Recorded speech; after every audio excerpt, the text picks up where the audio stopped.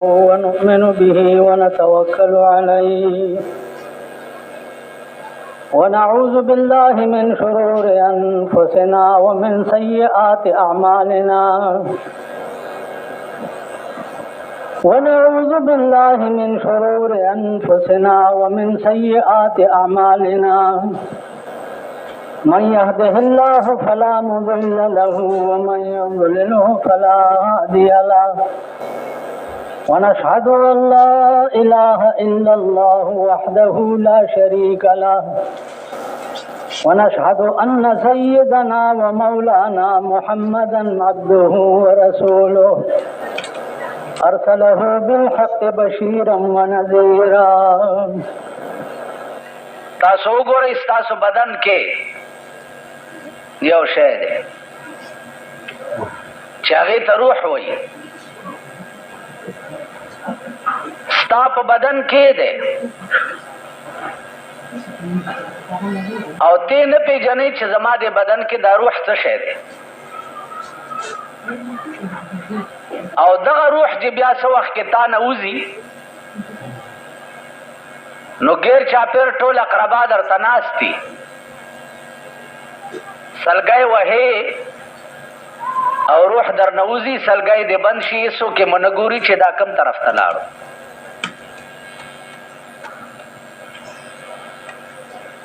نو عرض مې دا و چې د یو سړي په خپل ځان باندې علم دومره محدود وي چې هغه په ځان کې یو شی وي او د هغې ورته علم نه وي او پته نه وي او نه یې پېژني، نو بیا په ټول کائنات باندې علم راوستل دا د انسان د وس شی نه دی. مثلا ماشه وګورئ، دا الله پاک پیدا کړی دی، په ظاهر مونږ ته څومره مضر شی ښکاري، لیکن حقیقت کې د دې ماشي په پیدا کولو کې هم د خدای څخه خاص راز دی. مچ وګورئ، په ظاهر څومره پلیت شی دی، لیکن د ده په پیدا کولو کې هم د قدرت یو خاص راز دی چې هغه ته او زه پې نه پوهېږم. علی هذا القیاس داسې ټول اشیاء وګورئ چې کوم قدرت پیدا کړي دي په هغې کې یو خاص راز. شیطان وګورئ، تاسو به دا وایئ چې شیطان دومره لعین دی، دا قدرت پیدا کولو ولې او بیا تر قیامته پورې ژوندی ولې ساتلی دی؟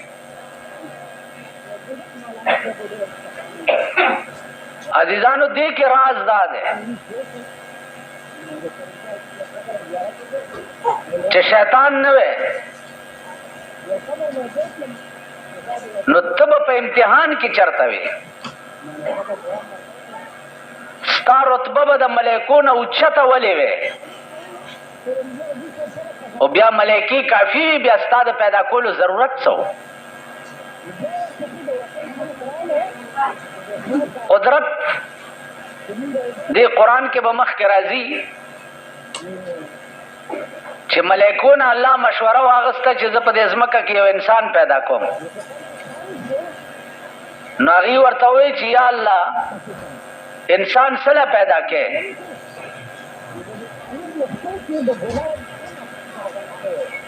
فسادونه به کوي، دا به کوي، دا به کوي. الله ورته وفرمایل چې انی اعلم ما لا تعلمون، زه پوهېږم په هغه شي چې تاسو پرې نه پوهېږئ. چې انسان یې پیدا کړ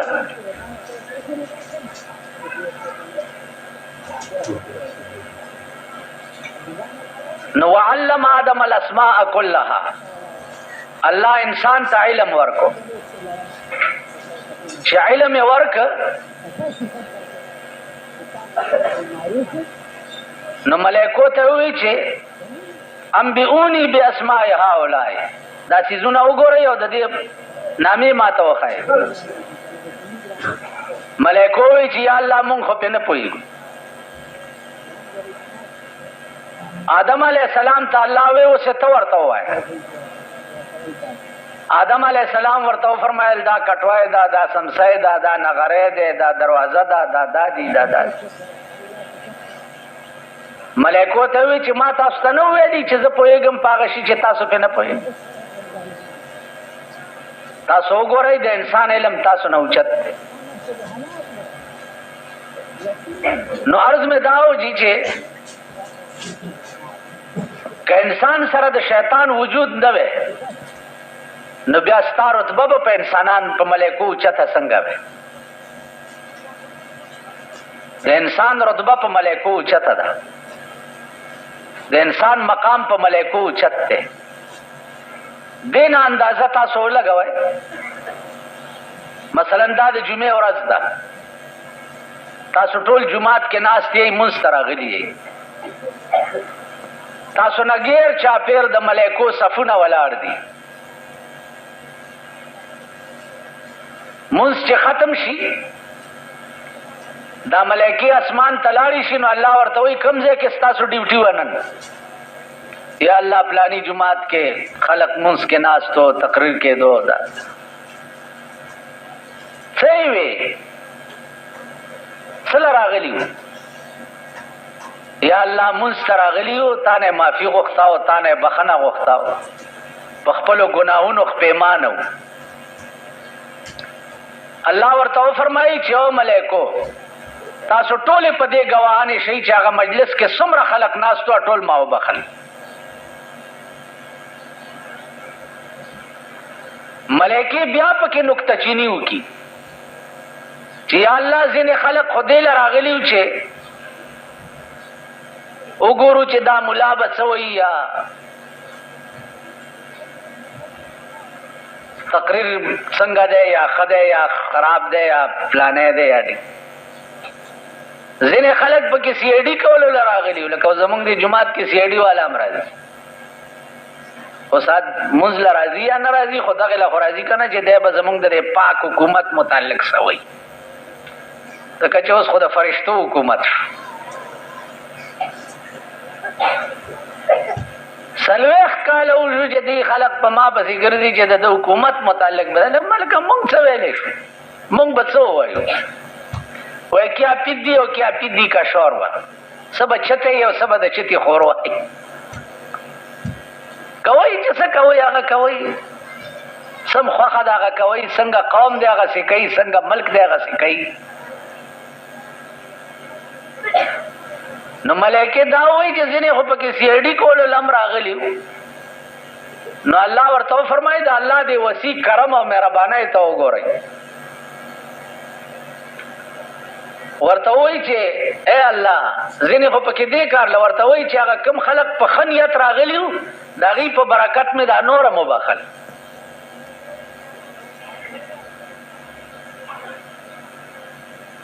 نو ځکه شیخ سعدي وایي چې یک زمانہ صحبت با اولیاء، یک زمانہ صحبت با اولیاء بہتر است 100 سال طاعت بیریا. یو گھنٹا د نیکانو خلقو په مجلس کې کېناستل د 100 کالو بیریا عبادت نه زیات ثواب دی. یو گھنٹا د الله والو مجلس کې یو گھنٹا کېناستل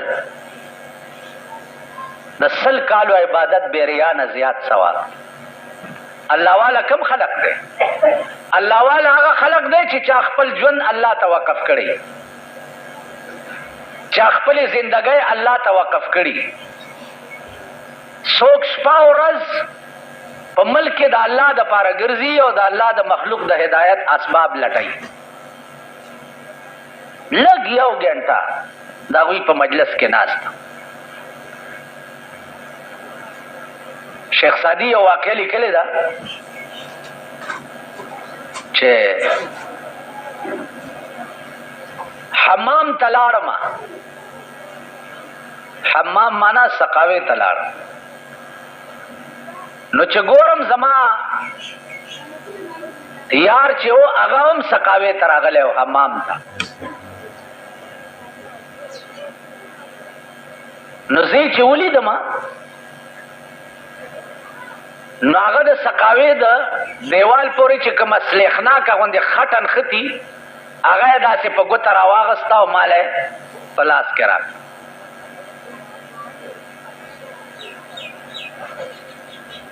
چې رایې کړه نو هغې خټې د سقاوي پلیتې خټې نه زما سپېږمو ته د مشک او د عنبرو غوندې خوشبويي رااله.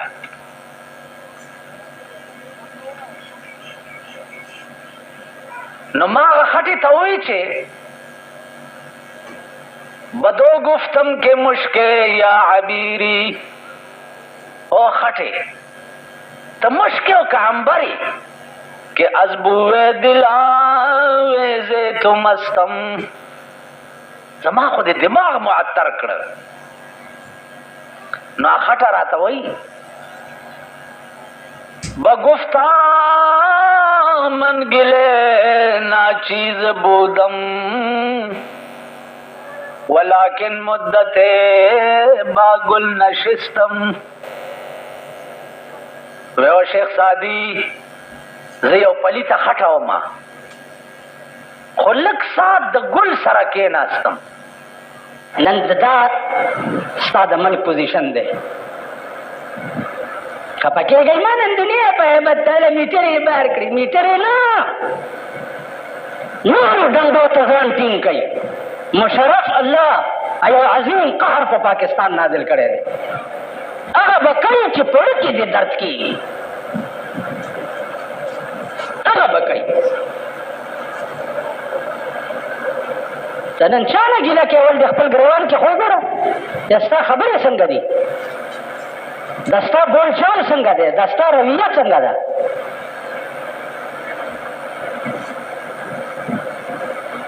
د ځان ته خو ګوره ایله غوندې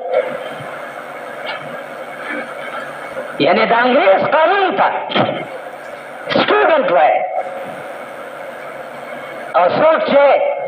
د خدای قانون وایي د هغې طالب ته چڼې مڼې وایي.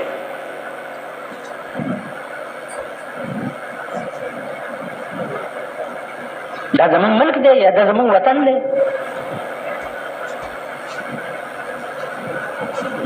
تماشا کوئ د آسماني طوفان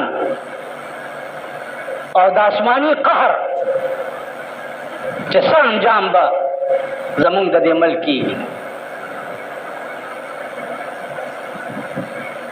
په رنګ رنګ شکل کې الله چې دی تنبیه درکوي، په رنګ رنګ شکل کې.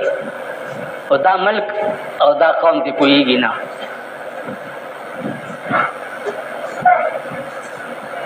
څوک आवाज وکړي چې دوايانې ګرانې شوې سیل ټیکس یې پې ولګولو، سیل ټیکس یې پې ولګولو.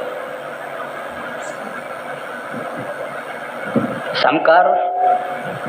ایله خو به دا غریبان چې دی په دې ختم شي چې دوایي نشي اخیستی بس مړ به شي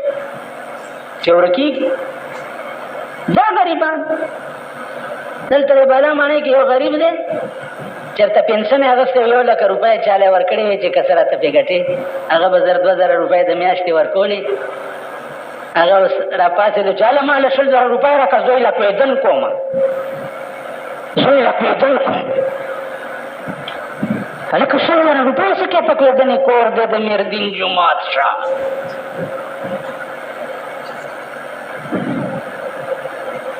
یا ښځې مزې اخوا دې خوا څه به یې که نه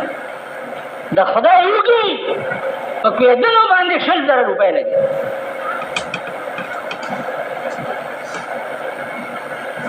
اندازه کوه کوېدنو دپاره خو قانون پروت دی که د بی بی فاطمې او د حضرت علي چې کوېدن کېده نو په 100,000 روپۍ لګېدلې.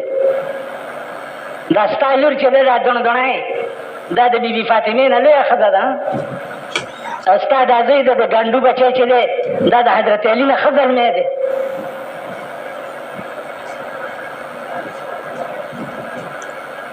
دا د هغه نه ښه زلمی دی. بیا د ښځه روانې دي ښځو ته ګوره د توبریجې غاړه کې اچولي. هره یو ښځه چې روانې دغه ځای کې کیږي کنه څلور بجې لا خلک ود پراته وي دا پلشتې د کور نه راوځي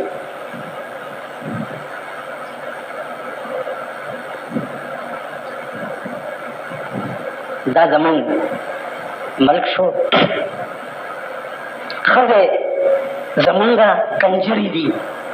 لونه زمونږه داسې زامن د پاخه خنزیر بچی دي کیږي بس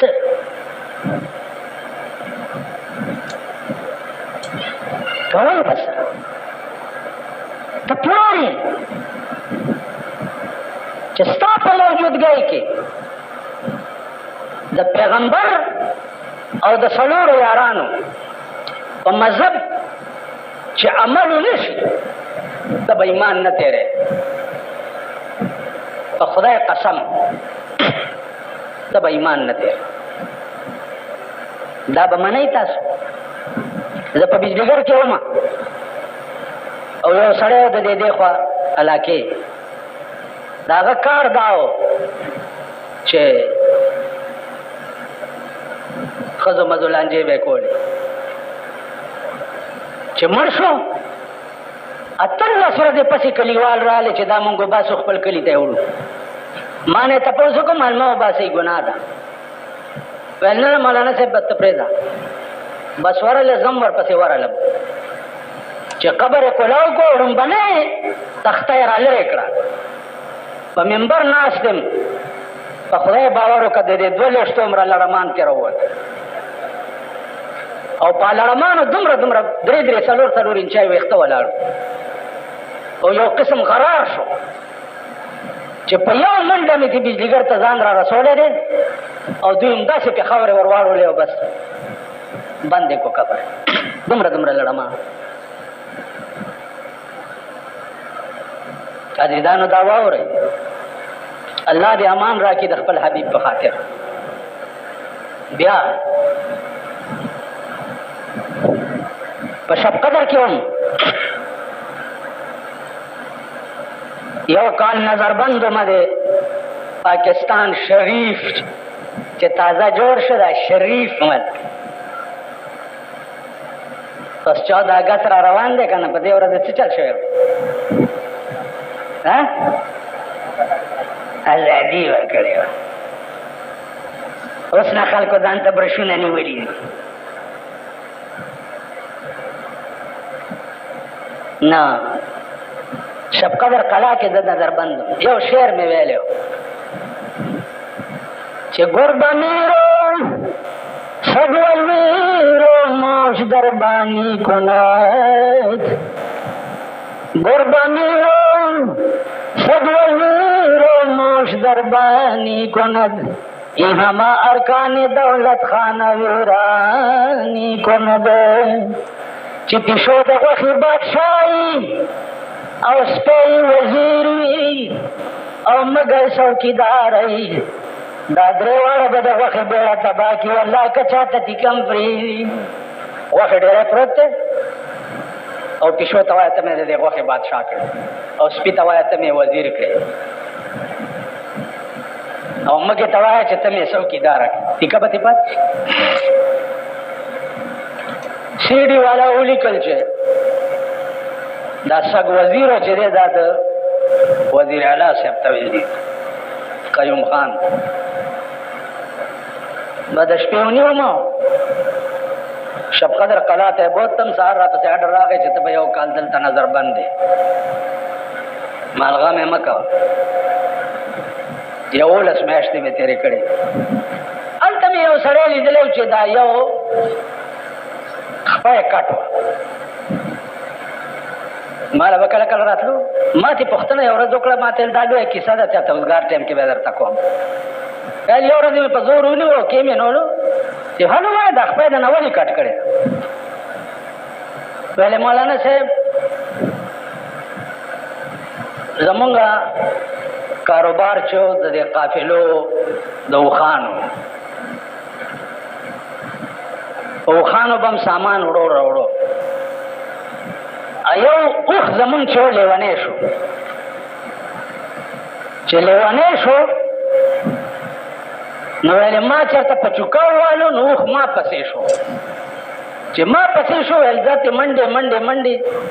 په هدیره کې ورغلم او هدیره کې یو سرنګ ونیو په سرنګ کې ورننوتم دا اوښ راپسې و یو سرنګ کې اوښ راننوتی نه شو زه بس سرنګ کې دننه تې پټ کېناستم دا اوښ راغی دا سرنګ خوله کې کېناستو او دا بوټاړې چې دی د دې سرنګ خولې ته ونیو مطلب دا و چې په کومه به راوځې نو چې یو ساعت تېر شو په سرنګ کې رڼا شوه نو د دې سر دا کوپړه پرته وه د انسان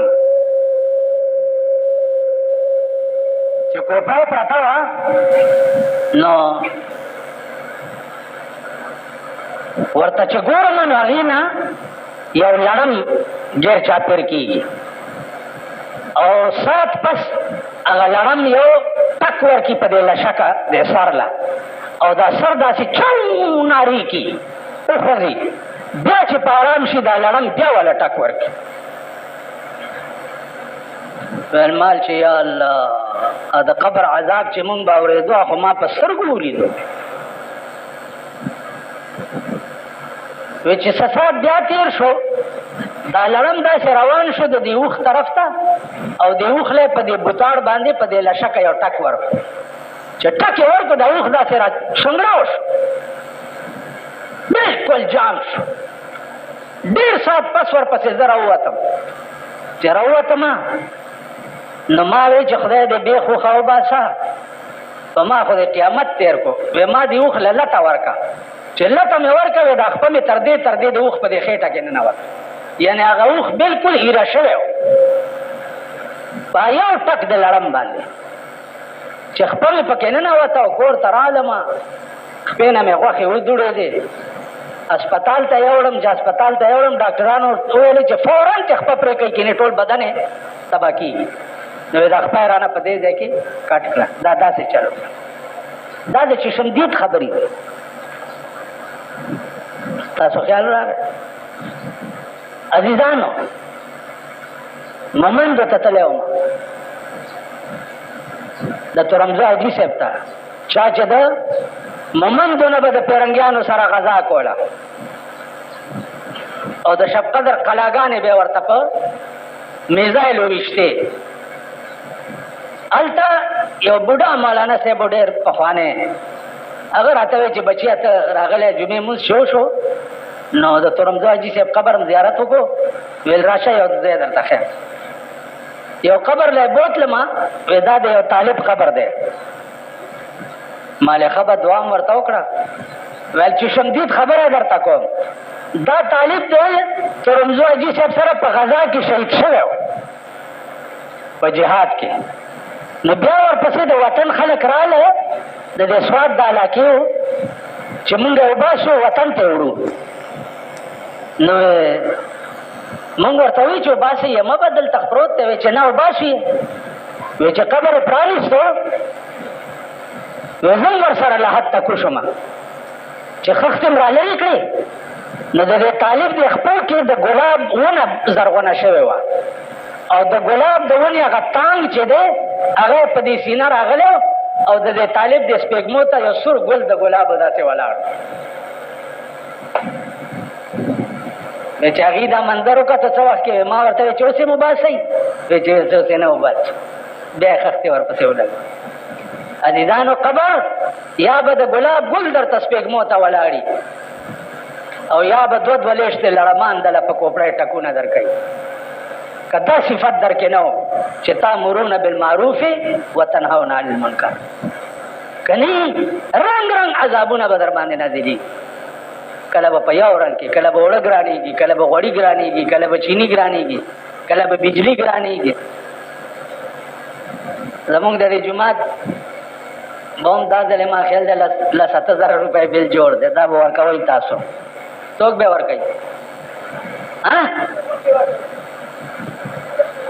نه چې څوک بیا ورکوئ لاس اوچت کوي نه خدای مرک ټول اوچت نه کړي هسې هم زه ستړی کړم ظالمانو ستاسو سرمنې نه به دا بل زه جوړم دا مسجد هلاک دی یتیم دی پوه شوې دا زه چې په کوم مبارک کلي کې اوسېږم دلته خانان ډېر دي خانان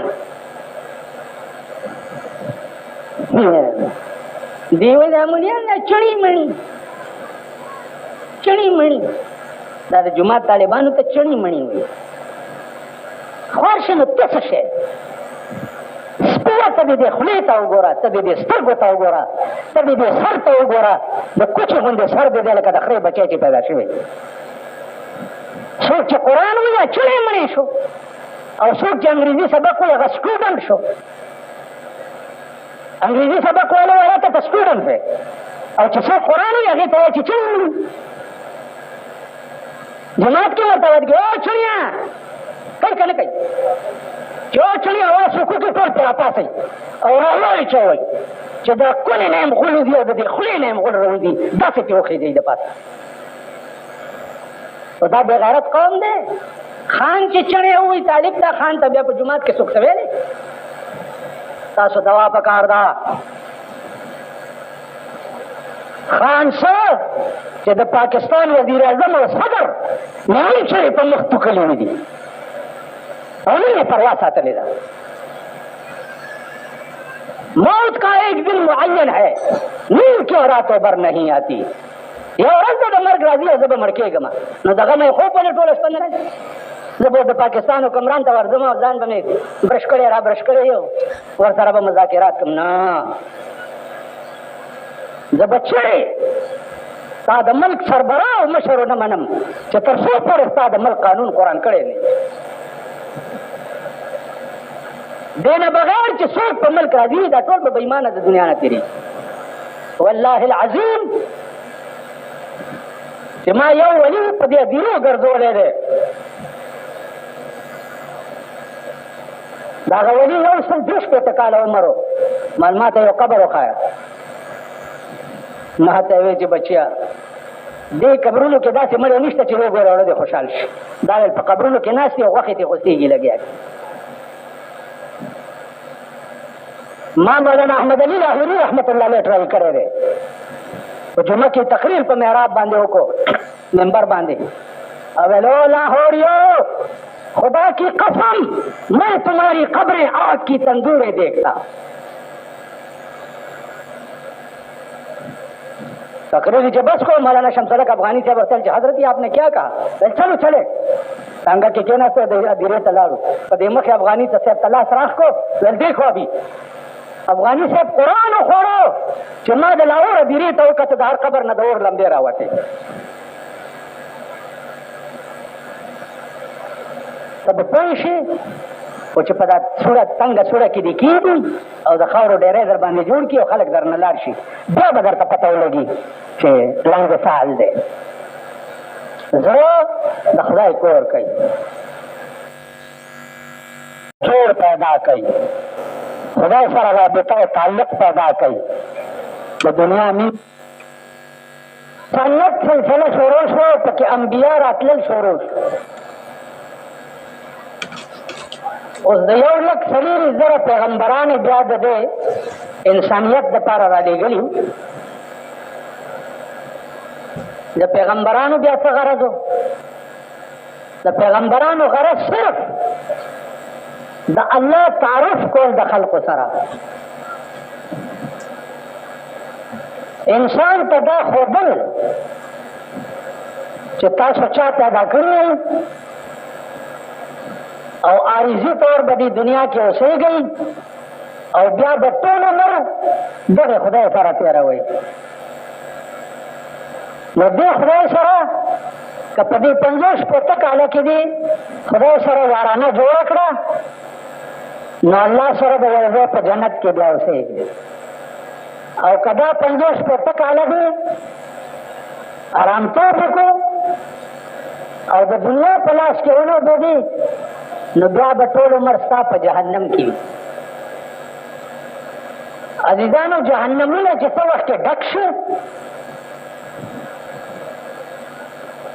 او خلق ختم شي نو الله وایي چې لهم من جهنم مهاد ومن فوقهم غواش په دې جهنم به سرم کېښوی شي سر به بند شي چې هغه هوار کې بار نه وي چې دا جهنمیان پکې خفړې وي. بیا د یو یو جهنمي بدن به دومره غټ وي چې د یو اوږې نه بیا تر بلې اوږې پورې 1500 کاله مزلي. دومره بیا دا بدن غټ. اوس تاسو وګورئ د دنیا کې د غټ سړي ګرمي نه ګورئ چې څنګه کېږي، د مانده مه ګورئ. تاسو پوه شئ؟ نو عزم دا و چې پیغمبران الله د خپل تعارف دپاره مخلوق ته رالېږلي دي چې د الله سره تعارف وکړي او دا ورته وښیي چې د الله نه بغیر ګوره بل ستاسو څوک نشته. نه د زوی شته، نه د پلار شته، نه د رور شته، نه د دوست. یو سړی مړ کېده نو دا شعر وی چې پھول کھلاریں گے لحد میں جن سے یہ امید تھی وہ بھی پتھر رکھ گئے سینے پہ آج مرنے کے بعد. زما هغه دوستان چې ما وی چې زه مړ شم دوی به ما باندې د ګلونو څادرونه په لحد کې وغوړئ، لیکن هغه دوستان هم زما په سینه کاڼي او خاورې کېښوي او رانه لاړ. او خپلوان ته وی چې رضا د خدای ده، داسې اوږې نه یې وخوځئ، ځان ورته ښایي دا زمطلا کې چې زم راغلی یم ستا مړي ته. فلاني رضا د خدای ده، قبوله. عطي صاحب رضا د خدای ده، قبوله. خیال هم راغی. نو پھول کھلاریں گے لحد میں جن سے یہ امید تھی، پھول کھلاریں گے لحد میں جن سے یہ امید تھی، وہ بھی پتھر رکھ گئے سینے پہ آج مرنے کے بعد. خاورې را باندې راواچوي. عزیزانو د پیغمبرانو نه سوا بیا اسلامي بادشاهان او د پیغمبرانو کار څه و؟ دغه کار به د اسلامي بادشاهانو وي. نن تاسو په ایمان ووایئ چې په تاریخ کې وګورئ چې د کوم ملک اسلامي بادشاہ د بل ملک کافر بادشاہ ته د اسلام دعوت ورکړی دی؟ اوس موږ وایو مقبوضه کشمیر او مقبوضه کشمیر، دا دونګړی په ریډیو کې کینولې دي، مقبوضه کشمیر او مقبوضه کشمیر. کشمیر دی او کشمیر دی، دا کشمیر ستاسو کپاره وخوره، ستاسو د لاسه خو بنګال هم کټ شو، دا کشمیر هم انشاءالله درنه روان دی. مقبوضه که 250 کاله وشو، مقبوضه کشمیر مسله ختمه نه شوه. یو بادشاہ وښایئ چې هغه کافر ملک ته تللی او کافر بادشاہ ته د اسلام دعوت ورکړی. یو بادشاہ په عرب ملکونو کې وګورئ، دا د بیت الله شریف ټیکهداران چې دي، یو بادشاہ ته د اسلام دعوت نه دی ورکړی. سلیمان علیه السلام مارغان را جمع کړه چې لږې لږې بڼې راکوي، زه ترې ځان له یو توشک جوړوم. یو مارغه پکې غیب و چې هغه هدهد دی. هدهد چېرته دی؟ صاحب نشته. وایي چې راشي ما ته یې پېش کړي. چې هدهد راغی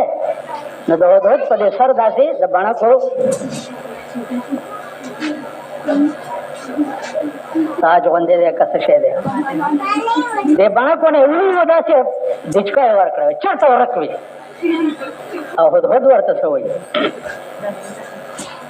ورته وایي سلیمانه د هغه ورځې نه ویرېږه چې په کومه ورځ به ته چاته پېښ یې، په بله ورځې چاته پېښ یې. نن د زما ویښته داسې وشوه کول چې زما زړه دې وران کو، یو ورځ به ته چاته پېښ یې. سلیمان علیه السلام داسې ګبراو شو او مرغه یې غېږ کې ونیو. ویل چېرته تللی وې؟ ورته وایي په نرمۍ به دې پوښتنه کړې وی نو ویښتو نه دې ولې ونیوم؟ ویل ښه چېرته تللی وې؟ ویلې داسې خبر مې درته راوړی دی چې ته پې خبر نه یې. مارغه ورته وایي. کم خدمت د اسلام چې مارغانو کړی دی الله دې په دې مسلمانانو د چرګو مرض راولي والله که دوی کړی مسلمان. اوس مې یو سندانه پوښتنه وکړم اللهم انا تیره کوي والله که راځي مسلمان مسلمانی ته ګوره او مونږ ته ګوره. او په دې زمانه کې بیا وایي ابۍ مې لیونی شوه په ترجمې با ټینګڼ غواړي. په دې زمانه کې اسلام او دین او ملت ودغه مارغه ورته وایي سلیمان علیه السلام ته چې د شهر سبا خبر مې درته راوړی دی چې پکې خبر نه یې.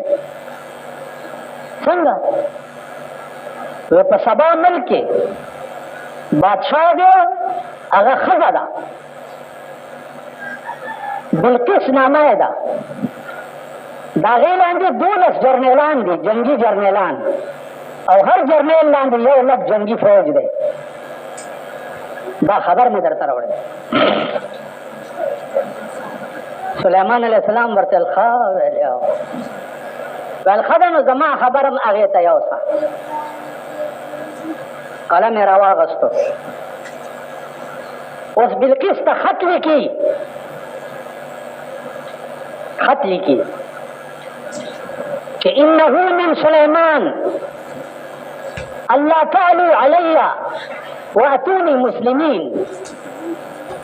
انه من سلیمان از طرف سلیمان الله تعالی علی واتونی مسلمین. زور ازمایی به نه کې ما سره راشه او مسلمانه شه. آډر ورکوي. نن مونږ 52 کاله د پاکستان کې زمونږ د ملک بادشاهان که امریکې ته تللي دي د امریکې بادشاه ته ویلي چې راشه مسلمان ویلي دي که روس ته لاړ شي ویلي دي که هندوستان ته لاړ شي هغه کاشوغه خوله چې ده ویلي دي ورته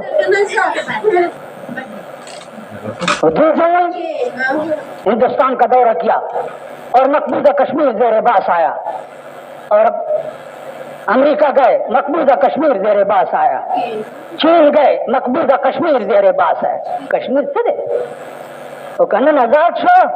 न तगले अमरी बती जोड़ शी खजब वाला खलक दे पके गड़ाई दे क्या कहना था या मल्क दे बेहतरीन अडम खाना बशी लेकिन मरी चले या न तगलाई चेदा یا اتباد چه دی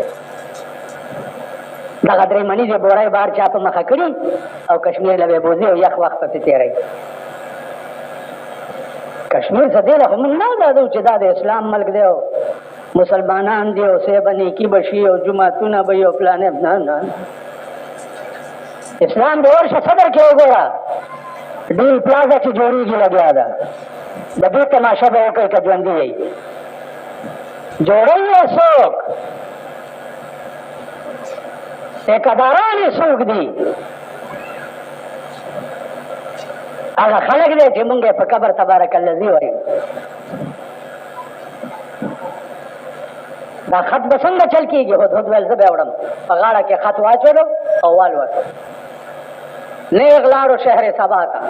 بلقیس په محل کې دننه اوده وه په روشندان کې ورننوتو او دا اوده وه په سینه یې ورته خط کېښود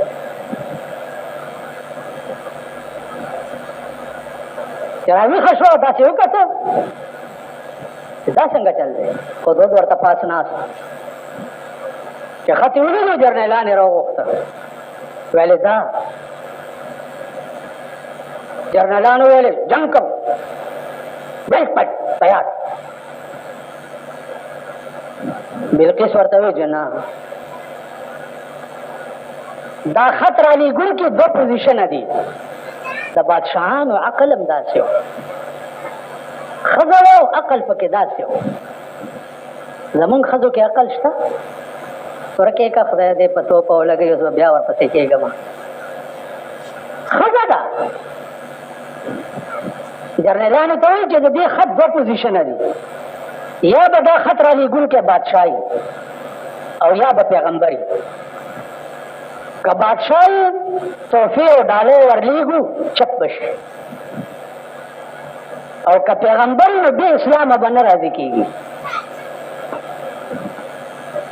बे इस्लाम बन राजी की तो फिर रोले गए सुलेमान अलैहिस्सलाम वापस रोले गए वर्तवे जाके खत उगोरा कि अल्लाह तालू अलैया वातूनी मुस्लिमीन राशा मुसलमान का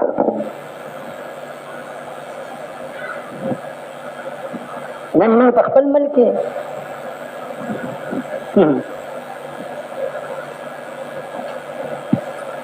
पैमाने वाई जी मुंगा बेनजरी तदावेली जी पकोर की केना पर 17 शा वेली मुरता हैं लो शेखाना मुलियाने मरगरी महतरमा बेनजीर बुट्टू महतरमा देवाता सोक महतरमा दा सोक दे पख्तनो मोर दा सोक सशे दे चलो गम दे अडेर बेटा बको ये द कम्मल बादशाह द इस्लाम दाई नहीं द कम्मल बादशाह जो द इस्लाम दाई नहीं और कुफर मल्क द इस्लाम दावत न वर्कई दागा बादशाह हुक्म मनल जायज दी नन सा बादशाह हुक्म करे नहीं चल गए चुआड़िया जमादारा जरूरत है बस चुकलो दा बुलटांगान भरो गंबल भोड़ी दो गंबल भोड़ी दो अवता सब वर्तरे तेरो रजू के बरकी ने रहता से दरे च गवर्नर से ब्राजी दरेता तो ना दरावर पसी शवे दल तो सो कोले मार रगले दरे दरे कोले सब मच तो चल जाए का मुझे लग रंगू आखलो मने मुझे गवर्नर सब रवांडा वो दीवानी ने तरंगा मैं पसे गई मरगर तो सवाल नश तो खुदा महलाक का चहलाक वल्लाह का उसड रसो चे पैगंबर रा रवान दे खुदा रास्ती का कुसम वर्त सोक जारू दकन दादा चे कौम शो दमरा बेजमीरा दमरा बेडबा सड़ी त बने कोरी चे ददा खुलम द सड़ी दकन दा ददा खबर द सड़ी भी कन दी ददा सरल द सड़ी दे कन दे बचे गोरे दा शलख शाखाए ताखाए जामन बवर पति इस्लाम की असल से दावत दे इस्लाम दे असल से तोहफे वापस लाई बिल्किस ना बिल्किस जान तैयार को जैसे वर्दम सुलेमान अलैहिस्सलाम पे इतला रहा चे बिल्किस राजी अगर वर्ता पेरियान और देवान पलारा के उधरोड़ राजा बिल्किस राला सुलेमान अलैहिस्सलाम पतख वर्ता जय प्रेखो पतख केना उस बिल्किस तो वर्ता वही च कालत रब इन्नी ज़लमतु नफ्सी व अस्लमतु मअ सुलेमान लिल्लाहि रब्बिल आलमीन खुदाए मा दुमर मुदा ये दस्तूर और नूर और दस्तोगमय इबादत करो फजान में जुल्म करो मां नूर और दस्तोगमय तखदाए वे फजान में जुल्म करो रब्बी इन्नी ज़लमतु नफ्सी मां फजान जुल्म करो उस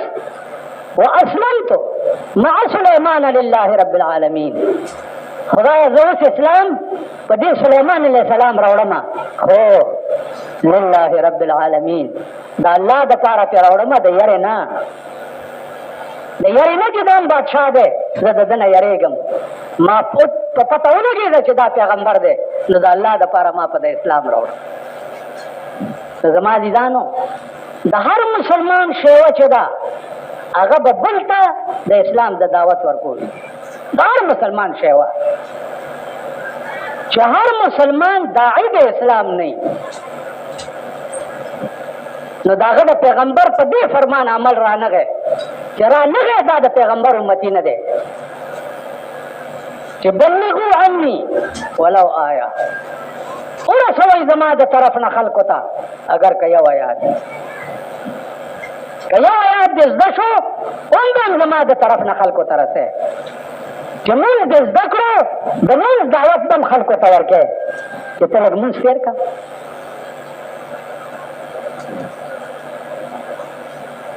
په یو سړي مې دغه تېرولی ده اللهم انا بوډا سړی و ما ته وایي چې بس مه م شرموه یاره ما تېره کړه داسې مې په دې مرۍ کې ووالو تېره کړه. اللهم انا نستعینک ونستغفرک ونؤمن بک ونتوکل علیک ونثني علیک الخیر ولا نشکرک ولا نکفرک. اوس ولا نشکرک ته چې وایي د سور بچیه کافر هم شوی ورته ولا نشکرک دا معنا چې خدای زه ستا شکریه نه ادا کوم. دا د وترو اخري رکعت کلمات دا هغه بوډا له نه ورتله. اوس در کې یو بوډا راپاڅوم راپاڅوم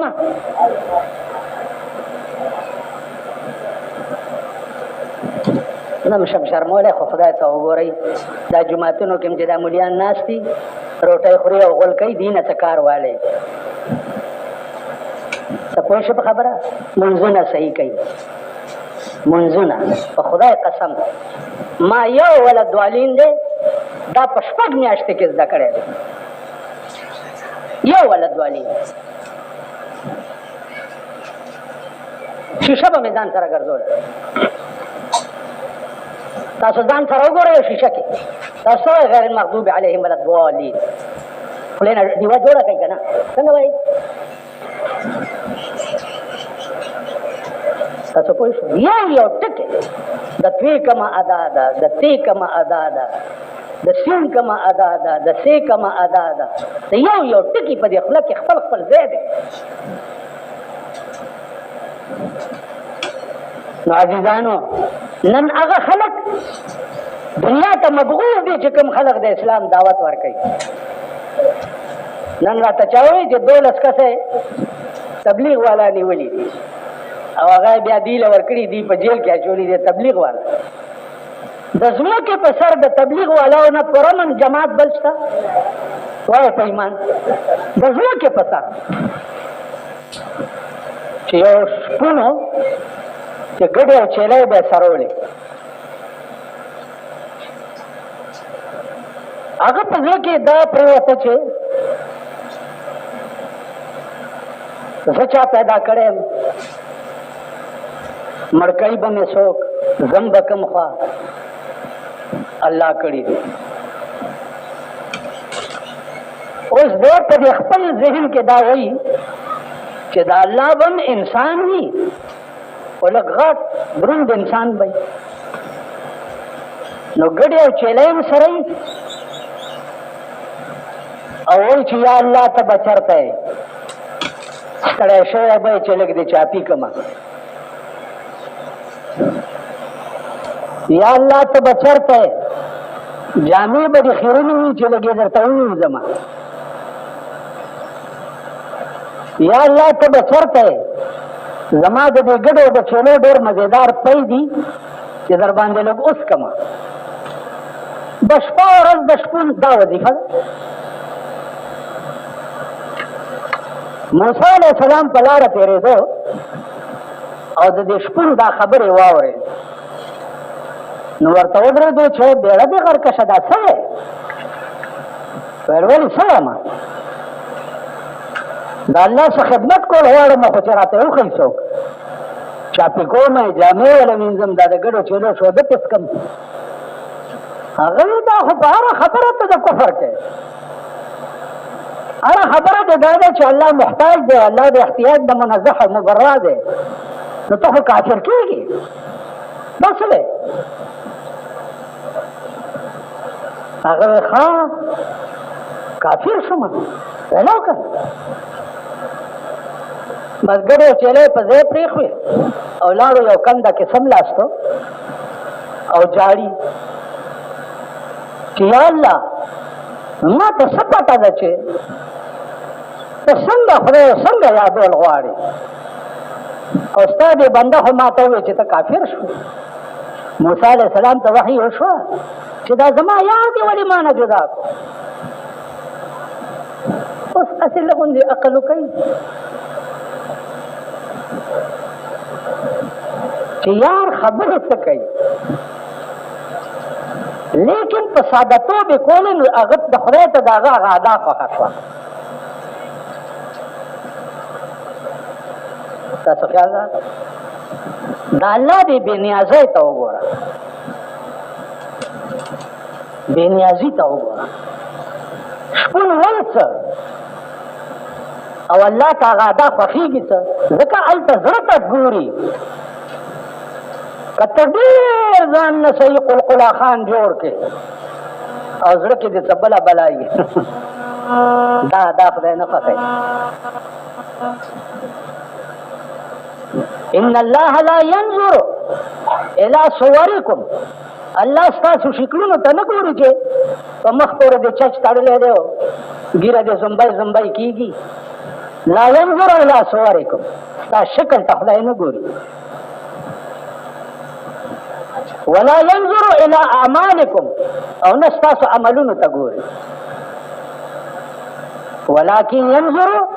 الى قلوبكم، الله ستا زړه ته ګوري چې ستا زړه زما کور دی که نه دی. که ستا زړه د خدای کوري دا هره ادا د خدای ته مقبوله ده، او که ستا زړه د خدای کور نه وي زړه دې د شیطان کوري او شکل دې د رحمان جوړ کړی دی، کار د شیطان کوي او شکل د زبرګانو جوړ کړی دی. نو مولانا وایي چې گر ولی این است لعنت بر ولی، که دا ولی او بزرگ دې ته وایي نو په ده دې لعنت. خیال امرا نو موسی علیه السلام ته وحی وشوه، ای موسی ته خو ما دې دپاره لېږلی چې ما سره د خلکو جوړ پیدا کا، ما سره د خلکو وصل وکړه، ما خو ته دې ته نه لېږلی چې ته یاران ما نه جدا کړې. دا شکون څوک چې ناپوه د الله تعارف ورته چا نه وښودلی، ورشه او زما پوره تعارف ورسره وکړه. نو بیا ګوره نن د خدای قانون ته د پاکستان دنیا نږدې نه راځي، نږدې، او د انګریز د قانون څومره تحفظ کېږي لګیا دی، څومره تحفظ کېږي. که عدالتونو ته ورشي قانون دا وایي، قانون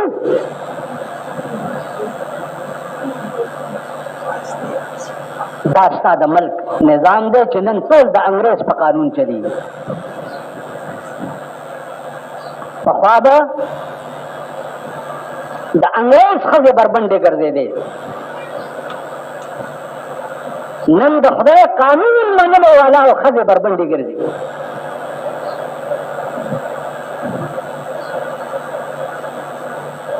هغه قانون چې دی مردار شي نو ملا ورته په قبر تبارک الذی ووایي چې خدای وی به چا په ژوند کې د خدای قانون ته سرنګون شوی نه وي د مرګ نه وروسته به دا قرآن سپارښت وکړي. دا زه چې په کوم مبارک کلي کې اوسېږم دلته خانان ډېر دي، خانان دی وایي دا مولیان دا چڼې مڼي دا د جومات طالبانو ته چڼې مڼي وایي. خوار شي نو ته څه شی سپیه ته دې خولې ته وګوره، ته دې سترګو ته وګوره، ته دې سر ته وګوره، د کوچې غوندې سر دې دی لکه د خرې بچی چې پیدا شوی. څوک چې قرآن وایي چڼې مڼې شو، او څوک چې انګریزي سبق وایي هغه سټوډنټ شو. انګریزي سبق ویلی هغه ته په سټوډنټ دی، او چې څوک قرآن وایي هغې ته وایي چې چڼې مڼې. جماعت کې ورته وایي او چڼیا کوي که نه کوي چې او چڼې اواز وکړو کې ټول پرې راپاڅئ او راوړئ چوئ چې د کونې نه یم غول وځي او د دې خولې نه یم غول راوځي، داسې پرې وخېږئ د پاسه. خو دا بې غیرت قوم دی. خان چې چڼې ووایي طالب ته خان ته بیا په جومات کې څوک ته ویلی واخر دعوانا ان الحمدللہ. تیر شان په خاطر یا الله د خپل لوی رحم او د خپل لوی کرم په خاطر خدای په پاکستان کې د خپل کتاب نظام راولي. خدای په پاکستان کې د خپل کتاب نظام راولي. یا الله په پاکستان کې د غریبانو په حال باندې رحم وکړي. خدای د غریبانو دشمنان تباہ او برباد کړي. یا الله د امریکای غرور مات کړي. یا الله د امریکای غرور مات کړي. یا الله امریکا سره د مرګرو تباہ او برباد کړي. خدایا ته دا جوړ کړی ملک پروردگار په اسلام آباد کې. خدایا ته په اسلام آباد کې د خپل حبیب په خاطر مونږ کې چې کوم بیلاری دي یا الله ټولو ته هدایت د نیکۍ وکړي. خدایا زمونږ ښځو ته هدایت د نیکۍ وکړي. زمونږ لوڼو ته هدایت د نیکۍ وکړي. زمونږ بچو ته هدایت د نیکۍ وکړي. یا الله دا ډېر ښکلی ملک پروردګاره په دین آباد کې. او یا الله چې د مدرسو او د طالبانو څوک دشمنانی خدای ته ورته هدایت وکړي.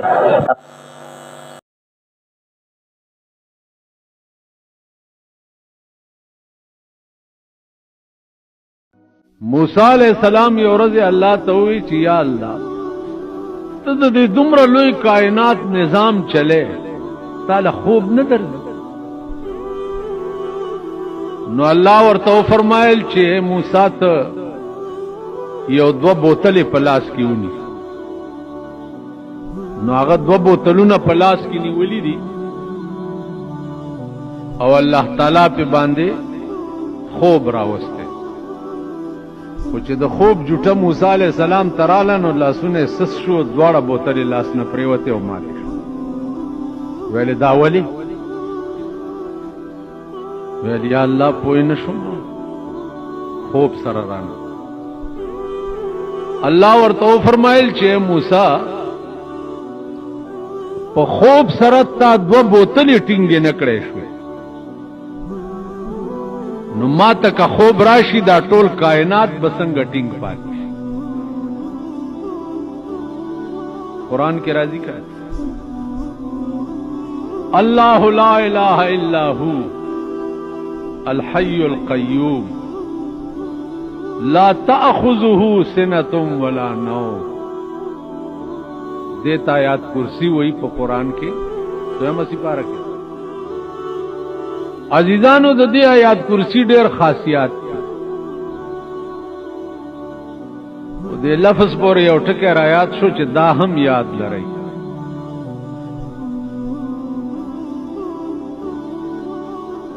علماء لیکي چې سړی ادیره تراشي او پادیره کې یو آیات کرسی ولولي نو الله پاک دا هغه ادیره نه 40 ورځې عذاب اوچت.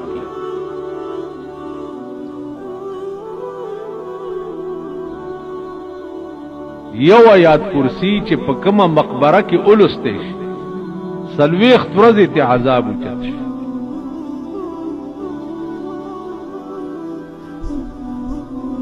نو دومره مهرباني کوي چې ادیره ته ورشي نو سلام باچوي.